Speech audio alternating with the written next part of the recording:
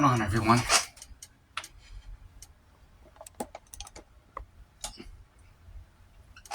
Good morning. Welcome to 757 History. Welcome to June 16th, 2026. Welcome to Tuesday. Welcome to water.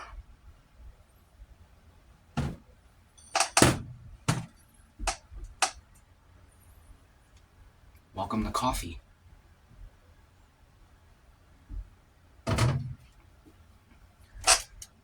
Welcome to salmon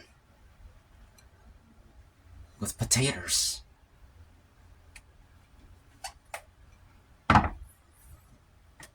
Welcome to 2 beef ramens with 2 eggs and a bunch of salad.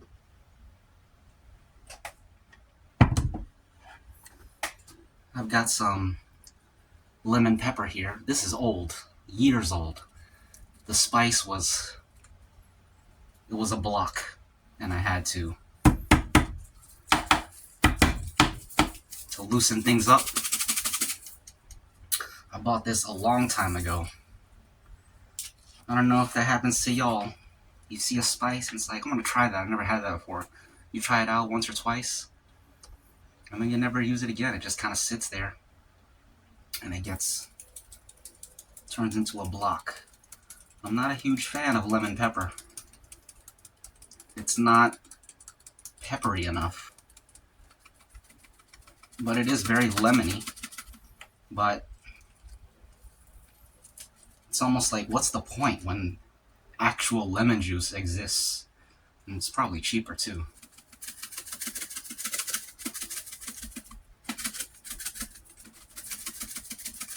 Okay, that's good.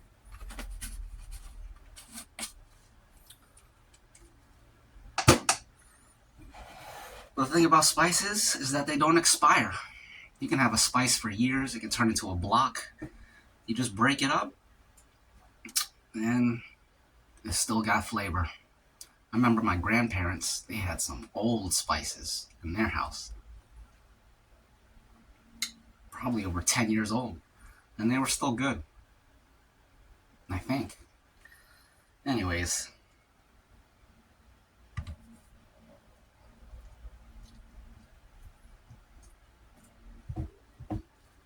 You guys know MSG? The Chinese food stuff they be putting in Chinese food. I remember there was like a huge... They found out that it was really bad for you or something, so a lot of people there was a period where a lot of people were watching out for MSG. My grandma used to cook with MSG, but I was a little kid at the time, so I was not aware of of how bad it was, and I wasn't aware of like how it affected the food because I didn't care at the time. But my sister was telling me that MSG is what made things taste good, so I believe her. Anyways, let's try some taters and salmons and lemon peppers. That's a tater, all right.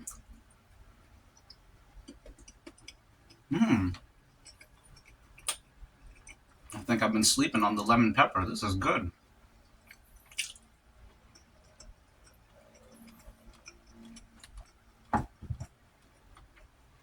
Maybe it got better with age. It also has salt in it. That was another reason I wasn't too hot on it, because when you say lemon pepper, I'm expecting like a lemon powder and a lemon pepper that you can just go crazy with. And then I learned that it had salt in it, so if it's got salt in it, you can't go crazy with it because you don't want to go crazy with salt. That was another thing I didn't like about it. But it's good now.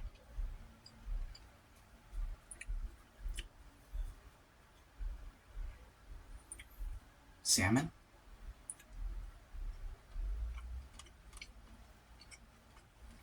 And tater.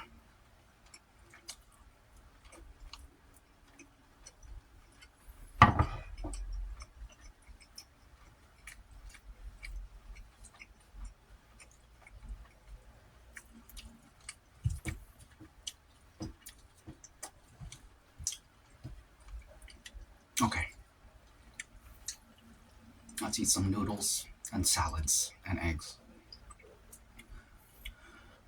And sesame oil. Put some sesame oil in this one. Mmm. Mm-hmm. Mmm. Beautiful.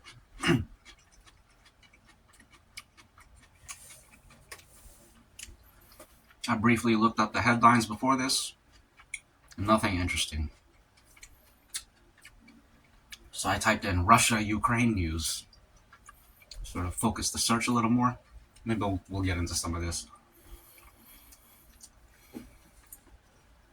I just type headlines. They usually skip Russia-Ukraine stuff and prioritize US and Iran. Because of where I live, I guess, but let's switch it up today.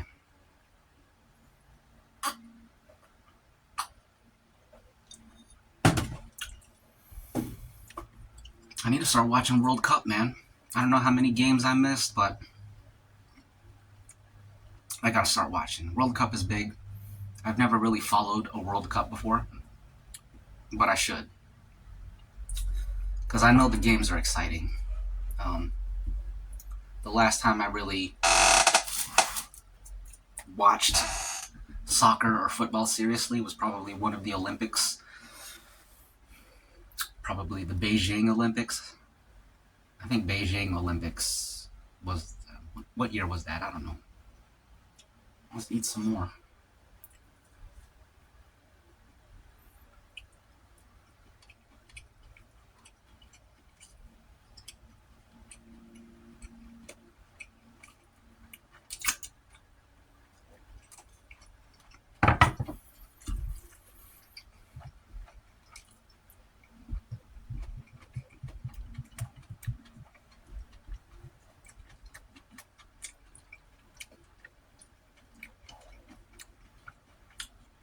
In the last mukbang, I think it was the last mukbang, one of the recent ones, I was telling you all about all the UFC champions and great fighters who were essentially cheaters. And that's part of how they got there. The one I forgot to mention was Justin Gaethje himself. He just won the title. That dude's a cheater too. Dirty fighter. I poked Dustin Poirier. Luckily, Dustin Poirier eye poked him right back and then knocked him out. Or TKO'd him. Which was satisfying to see. Justin Gaethje also eye poked Paddy Pimblett. That changed the course of the fight, in my opinion. Paddy lasted all 3 rounds with him. Was it 3 rounds? I think it was 5 rounds. 5 rounds with him. Because Paddy's tough as nails. I think if he didn't get eye poked, Justin would have had a problem on his hands. In fact, that was why he eye poked him, because he knew he had a problem on his hands. Justin's a dirty fighter too, so all these dudes are dirty fighters.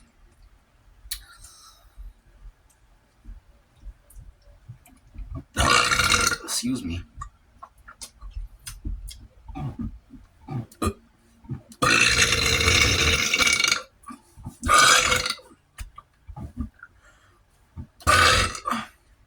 I was watching the UFC on Paramount fight recap with Dean Thomas, Jorge Masvidal, Dustin Poirier, and Chris Weidman. They do a great recap show and preview show. This is becoming my favorite UFC content to watch. There's a lot of popular ones out there, but I think they're all lame. That's kind of how you know. It's one of the ways you know that the fan base is lame, because they really love that content from those guys. And I'm just like, this is horrible. Horrible content. And then you go to the comment section, it's like, dang. So this is where everyone's heads are at. Just a bunch of sheep. Anyways, let's eat a little more.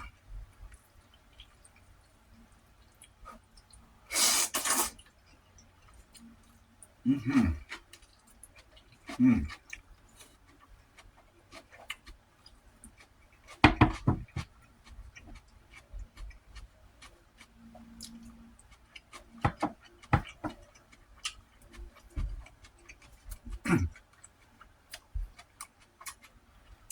I almost put the salmon right in there. I'm glad I didn't. I prefer it on the side like this. Let it keep its texture, you know what I'm saying? And flavor.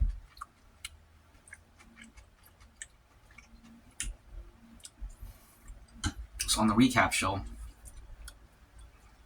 it was a live stream, so people could ask questions and they would respond. I gotta start getting in there, have them answer my question. Then I can re-upload it to 757 History and be like, look, they're talking to me. Anyways. Someone asked about Cyril Gahn's back of the head shots on Alex Pereira.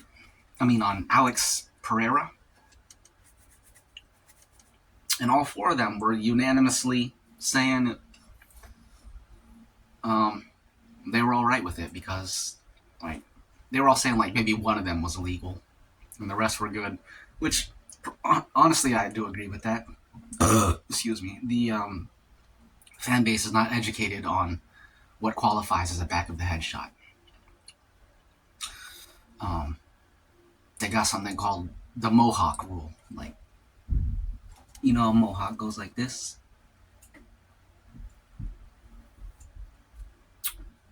That's the part you can't hit. The actual, literal back of the head. Everything, if it's kind of here, the Mohawks don't go here. They're only there. So all of this is legal. You can hit people right here. And it's legal. But the problem is when you're in the middle of a fight and everything is moving fast,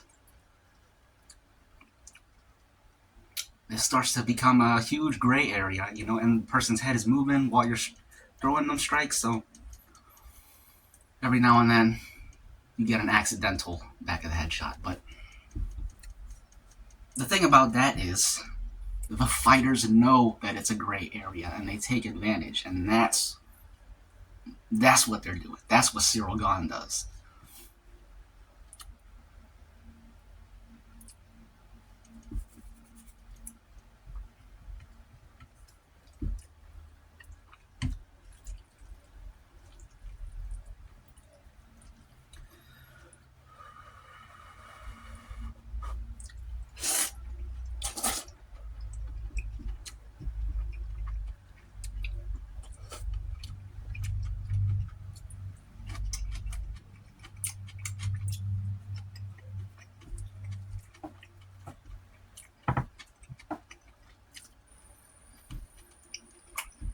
The fighters, at least the smart ones, they know they can get away with one or two, so they take advantage. The problem is that one or two is decisive. It turns the tide of the fight. Same thing goes for low blows. Same thing goes for eye pokes. You get one free one, and you already know the ref is just going to give you a warning and not take away a point. So you take advantage. I get a free eye poke, no consequences. I get a free low blow, no consequences. I'm using that free eye poke because that's going to change how the other dude fights. Free low blow. It's going to change the intensity of the dude coming at you. So you might as well take advantage if they're smart. It's not your fault. It's the ref's fault, the UFC's fault, the rules, the fault of the rules. So, as the saying goes, don't hate the player, hate the game. You know what I'm saying? It's true. It's true.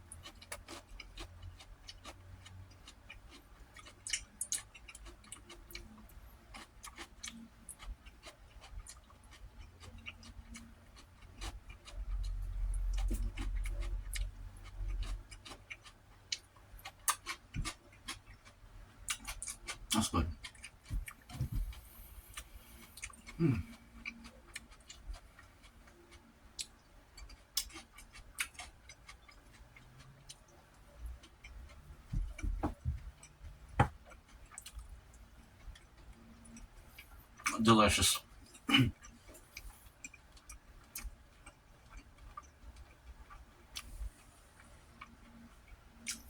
Another thing they talked about was John Jones being the greatest of all time fighter.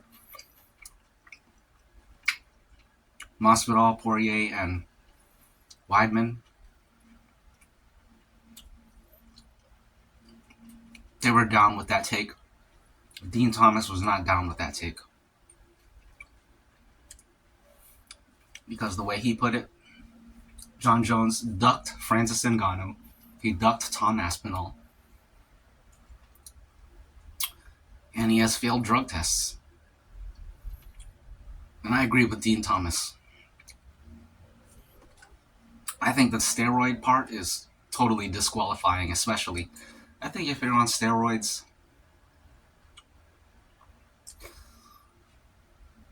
that's straight up cheating, dude. There's no way around that. And the problem is, people overlook certain people being on steroids if they like them. Not just steroids, but performance-enhancing drugs. You know, because I don't think EPO is technically not a steroid, but man, is it performance-enhancing? And that's what TJ Dillashaw was doing. So that dude, as great a fighter he is, destroyed his legacy because that dude is using drugs, using external substances to enhance his performance. Anderson Silva was another one. Great fighter, but the dude was on Dianabol. That's like a bodybuilding drug. And then John Jones, I don't know what he was on, but he was on something for sure. There's just too many stories, and he failed tests. And they came up with some BS talking about picograms from a past drug test that they determined was a contaminated substance, so they're saying it's unintentional. And there's a pulsing effect years after from the traces, and they call those the actual amount. They were said to be picograms, which are like, I don't know what the prefix pico means, but it's like, I don't know, 10,000th of a gram or something, 100,000th of a gram. Something crazy, but I don't buy it, dude. Dude was cheating. There's a famous story about him hiding under the ring or under the octagon to avoid the USADA drug testers from finding him because he knew he was dirty. He knew he would, excuse my language, he was going to piss hot, as they say. And, yeah, that's incriminating enough right there. Hiding from the drug testers. What do you think that means? It means you're on drugs, buddy. He was on drugs, for sure.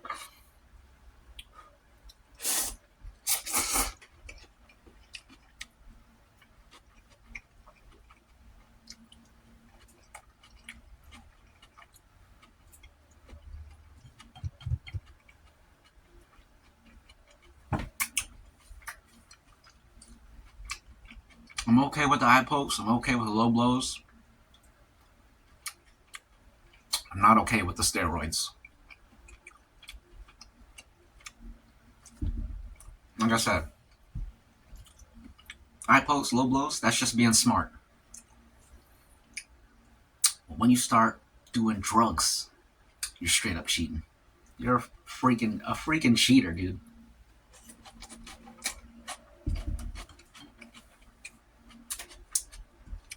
Changing your chemistry to get an advantage. And the crazy thing is, they don't even need them. They're great. They're literally great fighters. Anderson Silva, amazing fighter. But because he was on Dianabol, can't consider him, you know, can't really consider him one of the greatest.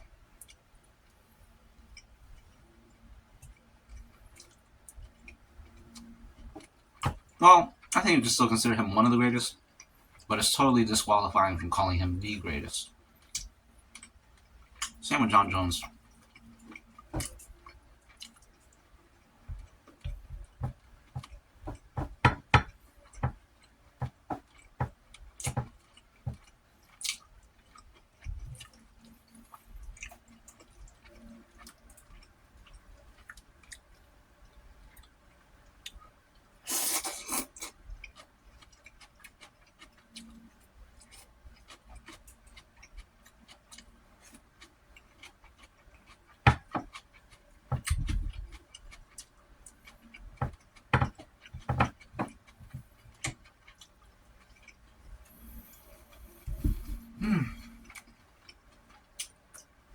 This is good.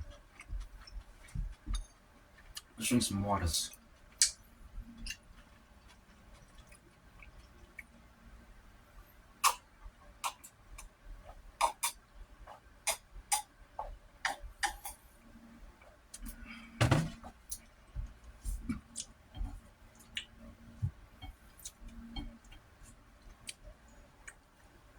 The way people are talking about the White House card, man.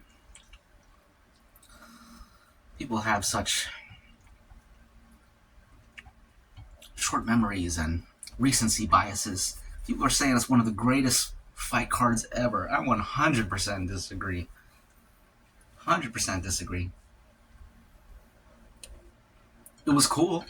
It was awesome. It was historical. But greatest card ever? Not by a long shot, dude. Excuse me. I thought the fights were pretty lackluster.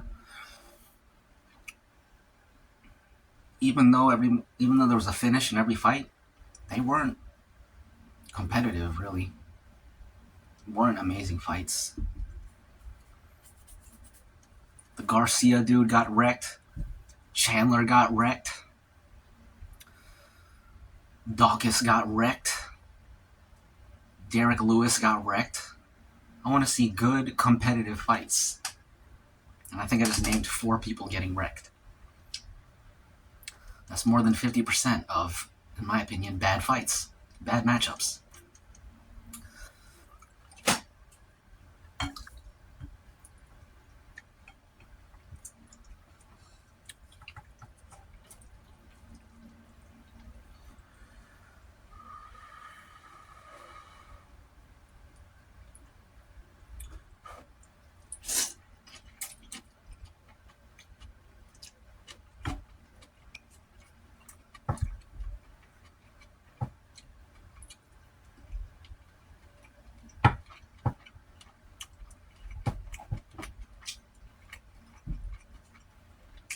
Kamaru Usman is another cheater.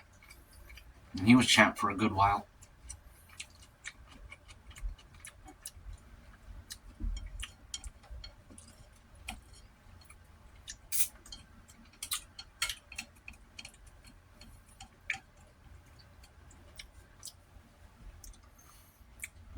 He got tired in the Colby Covington fight. And he pretended that he got low blowed. And the ref stopped the fight and gave him time to recover. That was pretty, that kind of turned the tide, really, in my opinion.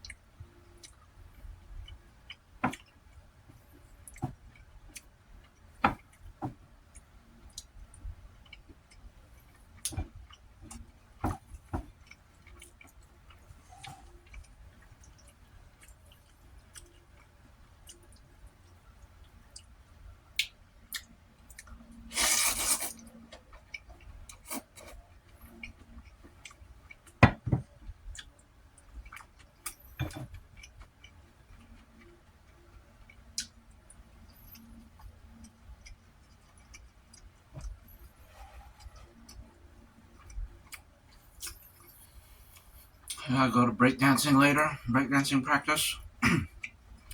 Looking forward to it.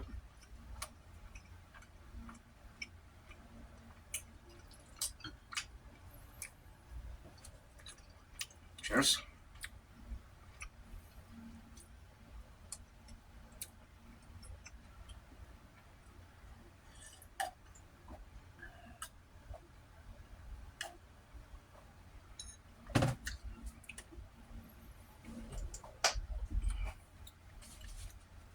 Gotta blow my nose. One moment, please. Excuse me. Excuse me. Pardon me.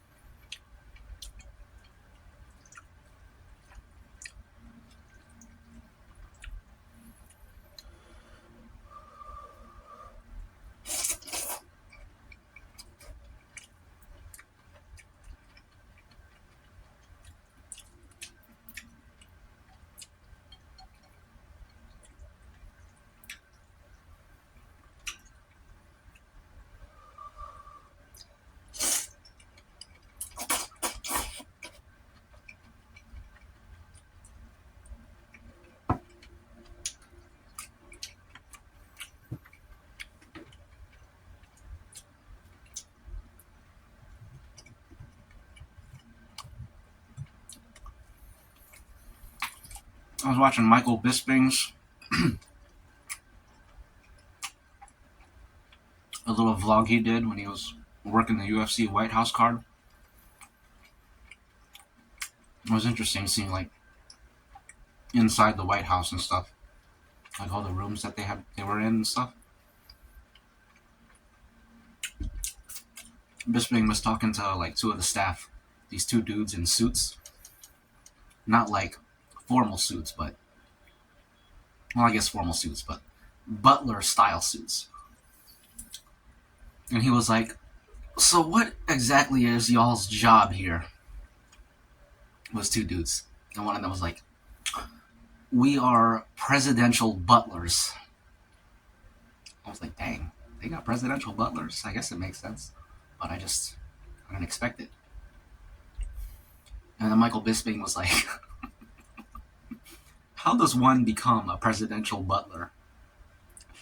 And they both were like, I don't think they really answered. They were just like, I don't remember if they said it or if Michael Bisping said it, because I kind of closed the video right after. But one of them was like, "It's very difficult." So I was like, dang, that's even more intriguing. That's an even more intriguing answer than him just telling, "I went to the website and I applied." It's like, dang. It's a little more involved in that, because you got to have clearance for sure. Security clearance.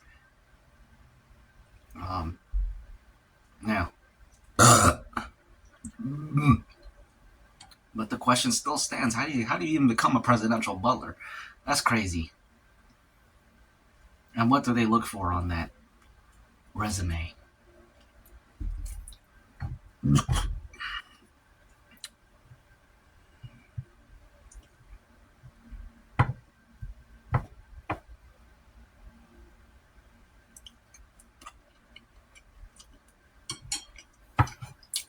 That's done.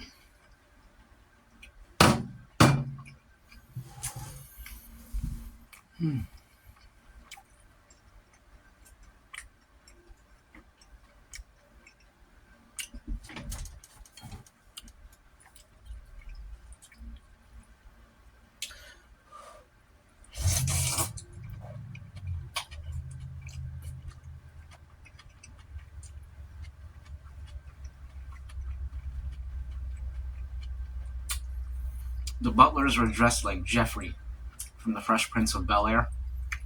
I don't know if y'all ever used to watch that, but he was the butler on the show. And they were dressed like him, so they looked the part.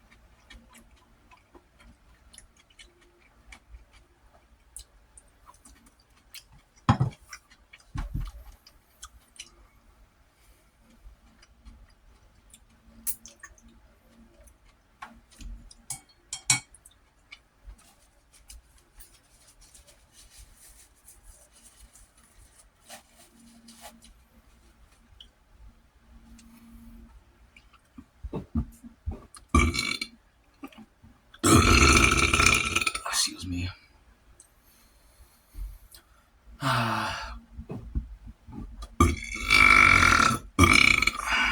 Pardon me.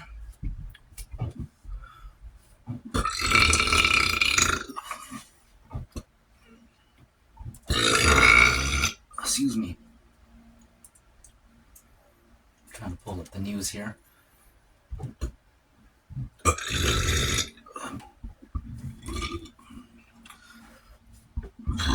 Sorry. Pardon me, guys and gals.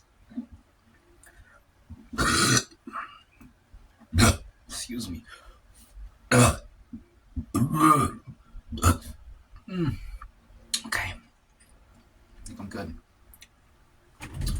Ukraine has launched deep drone strikes against a major Moscow oil refinery and fuel depots in Krasnodar Krai, while a massive Russian missile barrage killed 11 civilians and heavily damaged the 1,000-year-old Kiev Potaturrs monastery. I heard about this. On the diplomatic front, Ukrainian President Volodymyr Zelensky, U.S. President Donald Trump, and French President Emmanuel Macron held a crucial face-to-face meeting at the G7 summit in France as international pressure shifts toward a negotiated peace settlement. Major developments today. We got the Moscow refinery hit, historic monastery burned. Yeah, I heard that the monastery that they sent the missile to, or massive Russian aerial assault involving more than 70 missiles and 600 drones struck cities across Ukraine, including Kiev, Dnipro, and Kharkiv. Debris and direct hits killed at least 11 people and sparked catastrophic fire at the UNESCO-protected Kiev Pechersk Lavra. Yeah, that monastery that they burned, it was standing back when Moscow was not even a village yet, I think. Or maybe Moscow was just a little village at the time.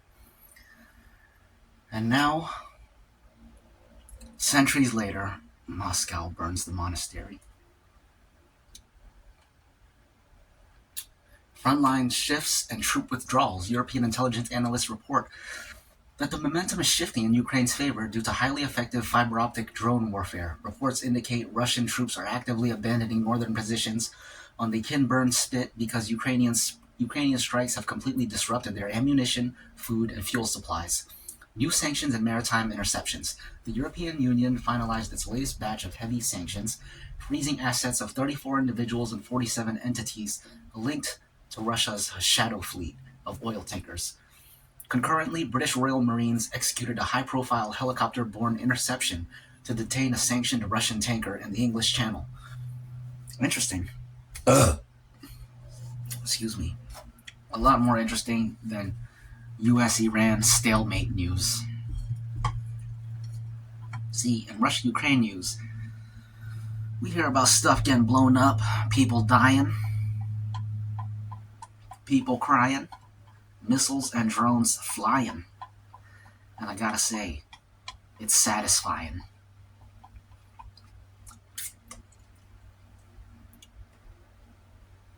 Let's finish this.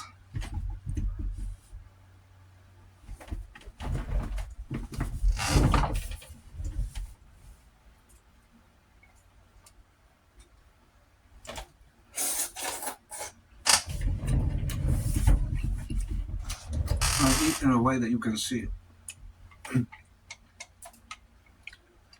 Let's see.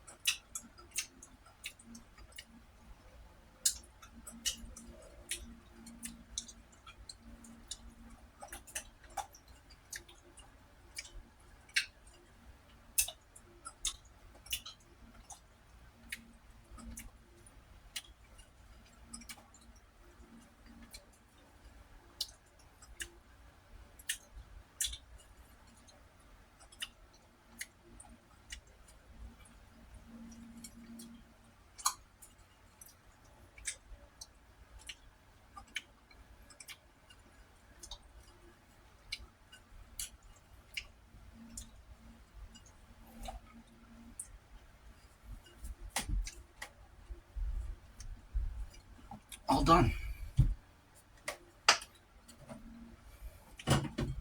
Now we have our coffee and we have our water. Cheers. Cheers.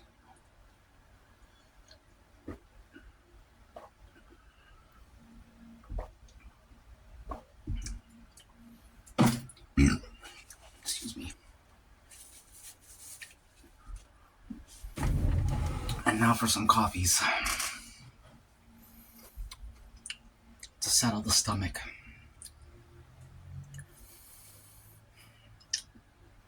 Put a bow tie on the meal. Or a bow. Yeah, a bow. A bow tie goes on here. A bow goes on a present. Let's put a bow on this meal. A bow on the mukbang. A bow on this video. Excuse me.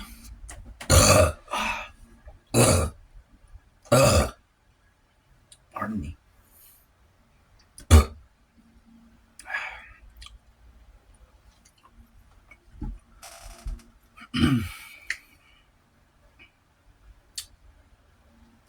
To Russia and Ukraine, may the best man win.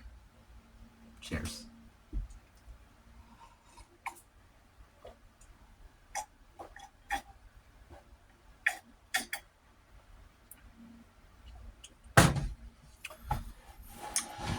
I still enjoy all the Putin memes. That dude was wildly popular on the internet back in, I don't know, 2010s, 2000s. Everyone thought Putin was awesome, and then all this stuff went down, and now they're like, he's a monster. He's the same dude he's always been. I still enjoy the memes.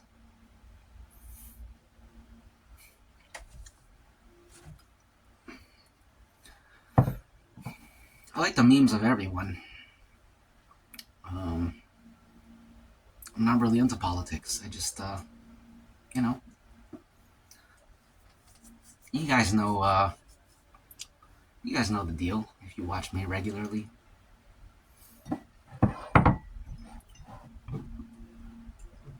Speaking of watching me regularly, thanks I'll make a toast to y'all. Thanks for being here. Excuse me. I appreciate y'all. Despite I be shooting y'all in the face all the time. It's out of love. It's all in good fun. In the spirit of entertainment, you know what I'm saying? It's just a silly outro, and I enjoy it. I think it's fun and catchy and original, and I'm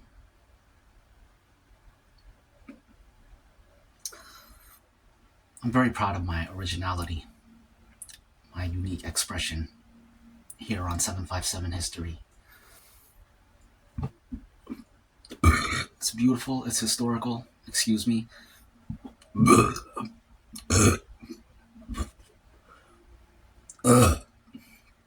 Excuse me.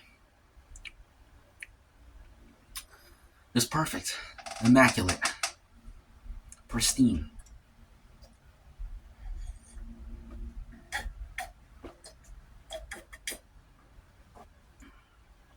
One of a kind. Cheers.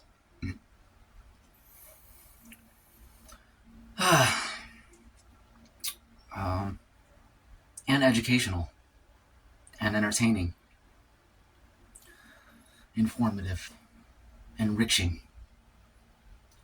Mentally, culturally, physically, spiritually, enriching. That's 757 History for you. Only the chosen may understand.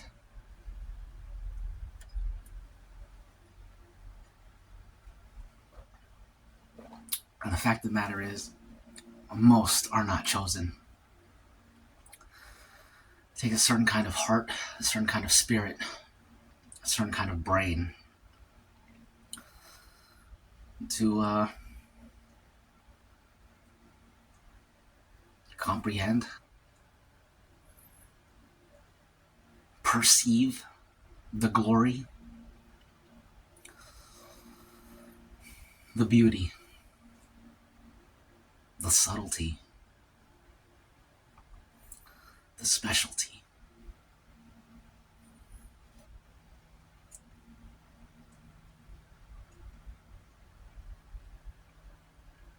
Cheers to the chosen.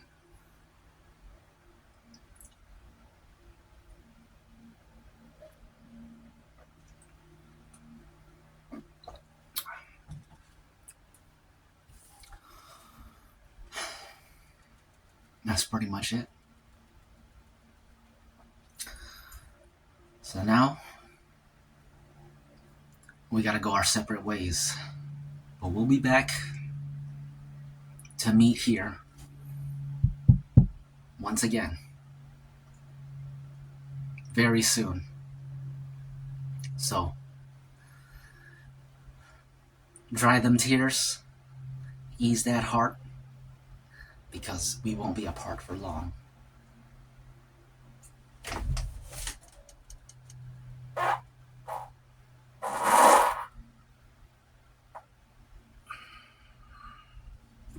Excuse me. And many thanks, many blessings to you, upon you, within you. May they fulfill you. And I will see you soon, real soon. The reptile